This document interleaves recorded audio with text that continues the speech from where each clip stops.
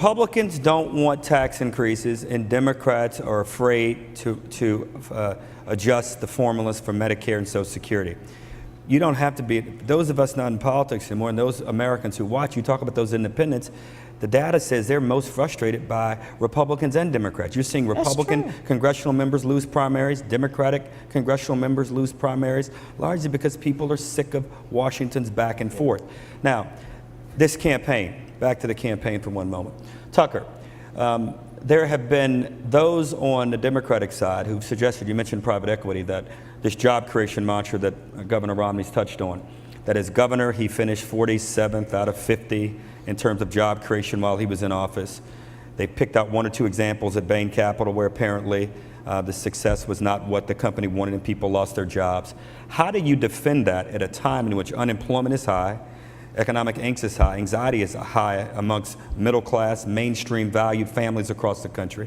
And I guess the ultimate question is, we sit here in Michigan, this state is undergoing one of the great renaissances in America, largely because of an enormous and I believe smart public investment in car companies. Governor Romney, who hails from the state, suggested, no, I'm not looking for applause. I'm looking for, seriously, how do you answer this question? Not only did he suggest that we should not do it, I think the headline from the piece that he wrote for one of the national newspapers was, "Let Detroit go bankrupt." How do you defend against that? Well, first of all, you know, when it comes to the economy, I'm going to get to Michigan in just a second. I think the message from some Democrats seems to be, who are you going to believe, me or your lying eyes? I mean, people feel how they feel about this economy, regardless of the statistics I have or that Donna has, and they feel terrible about it. Now, in Michigan, they feel a little bit better. In Michigan, they feel like there's a comeback. In Michigan, you feel like you've washed through some of those very hard times.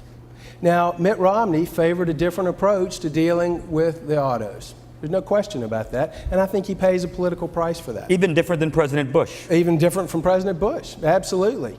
And yet, I think the case can be made that the Romney approach would have had some of that same washing out pain and some, if not more, of the same kind of recovery.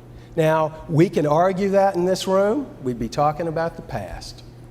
Instead, we talk about the future, and we talk about building on what's happening in states like Michigan, what's happening in a few pockets in our economy, and what needs to happen across the board. Energy exploration, an end to regulations out of control. And Romney's got a first-day plan to deal with that. Some trade management and getting to work with the Chinese, sometimes with a fairly stern word. I think those ideas will represent a radically different approach from Barack Obama, a failed approach. And I think Michiganders in the long run will find that appealing. I think it's tough. I think if Mitt Romney is competing in Michigan come October, he's doing great nationally. This is a state where it's a little bit harder. It's not completely out of reach, though.